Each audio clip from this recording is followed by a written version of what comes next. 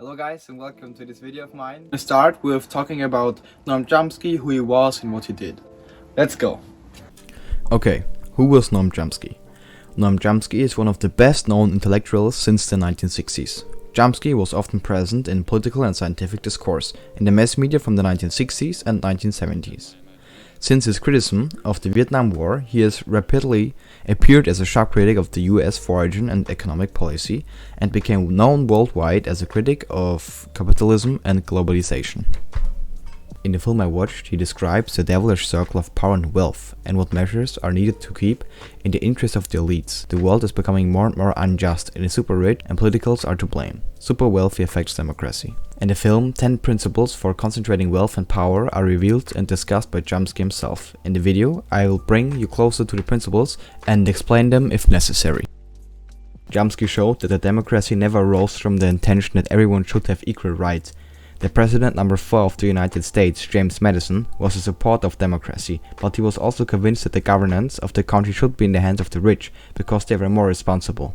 Taking money away from the rich was unjust, and therefore the constitution had to be structured in such a way that this could never happen.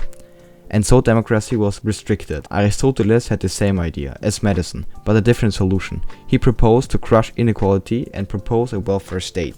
In the 60s, many citizens of the US united to uphold democracy, which caused much fear among the elites. In response, companies united and coordinated to launch an offensive in the 1970s to repeal the egalitarian efforts. An example of such an approach was Lewis Franklin Powell, who was a justice on the Supreme Court of the United States and warned that the people were gaining too much influence.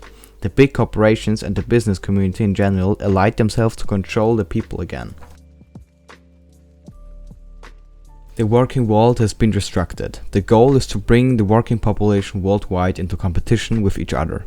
As a result, workers' salaries are failing because they are compared with countries such as China. At the same time, highly paid workers are protected. According to Adam Smith, the free movement of workers is the basis of any free trade system. But workers are stuck while the rich are protected. Policies are designed to increase insecurity. Insecure workers are easier to control. They don't demand more and they don't rebel. The poor have to pay more taxes and the rich less. This is justified under the pretext of being able to make higher investments and create jobs. But this system is corrupt, because it has been proven that the opposite is the case. If you want higher investment, you have to give money to the poor and the workers, because they spend the money. That increases demand, promotes investment and creates jobs.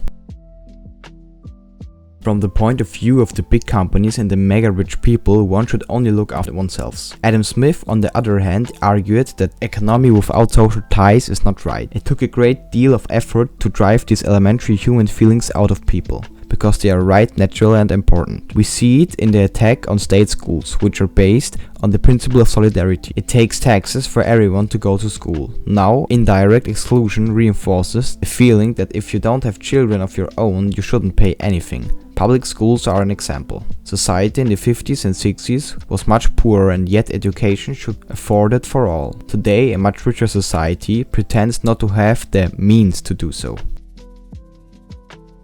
In history, you see that the initiative of regulate often came from those who were to be regulated, because they knew that over time they could gain control over the regulators. The banking lobby writes the laws on financial regulation. Already in the 1980s, there were big crises. Those who had to pay for these mistakes were the taxpayers, the common man. In 1981, $500 billion for the car industry, $300 billion bailout for building society in the huge saving and loan crisis. In 1999, the separation of commercial and investment banks was abolished. Then came the Bush and Obama bank bailouts. In the capitalist system, you wouldn't bail out companies. Instead, free market principles apply to the poor. The state does not reach under the arms of the common people. This system is called neoliberalism. It has this double nature that exists throughout economic history. A set of rules for the rich and opposite rule system for the poor. This is not surprising. This is exactly the kind of power play one would expect. If the pollution allows it, it will go on until the next crisis, which is already so expected. This is exactly what happens when you put sole power in the hands of the rich, who in turn are only interested in expanding their power. Amendment 14 of the Constitution states that the person's rights are inviolable without due process of law. This right was supposed to help freed slaves to return to reality, which was virtually never used. Instead, large corporations abused this right. Thus, a person could be recognized as a legal person. Corporations are legal inventions created by the state. Corporations were given the right that went far beyond the rights that people had. In reality, this means that corporations, which have pretty much bought the elections anyway, are now allowed to do so by law, without any significant restrictions. This is an outrageous attack on what remains of democracy. The US never adopted the fundamental principle in the International Labour Organization ILO, the right to freedom of association, which allows for the formation of trade unions. Roosevelt was a proponent of progressive legislation, but needed the support of trade unions and the people to enforce it. Roosevelt said, "I'm not in favor of a return to that definition of freedom under which for many years the free people were gradually reduced to the service of a privileged few. I prefer the broader definition of freedom." So there was a combination of benevolent government and extensive activism by the people in the 1930s. Press at the time spoke of the danger of industrialists and the increasing political power of the masses that must be suppressed. After World War II, the corporate offensive began in full force. The Taft-Hartley Act was written for the sole purpose of restoring justice and equality between employers and employees. Reagan let slip that he supported the illegal stoppage of strike and unions. They are breaking the law, and if they don't show up for work within 48 hours, they have terminated their job.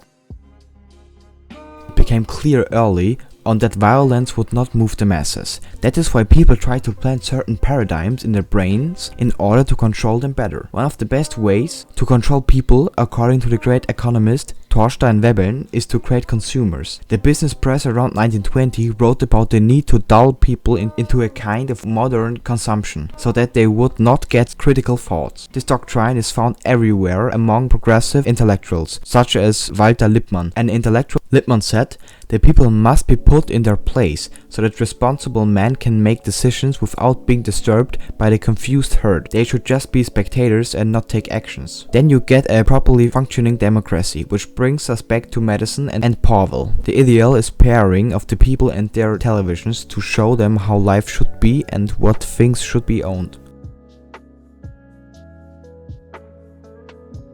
Martin Gilens has found in a study that 70% of US citizens have no influence on political events. However, this is not a secret. That's why people are angry, frustrated and hate institutions. They are not responding to this constructively. However, actions is being taken, but wrongly. The people are fighting among themselves and not getting at the elites. It destroys social relations, but that is exactly what the elites had planned. The goal is to make people hate and fear each other, care only about themselves and not do nothing for anyone else. A selfish worldview has been the goal from the beginning. That's the problem. If we don't manage to focus our eyes on important things, nothing will change. In this capitalist world, we would continue to follow the wrong views of Adam Smith, everything for myself and nothing for others. That is the wrong approach, and we have to realize that that is not human. Okay, this was the ending of my Noam Chomksy video. I really hope you liked it. And if so, you can just tell me. But anyways, have a great day and see you soon.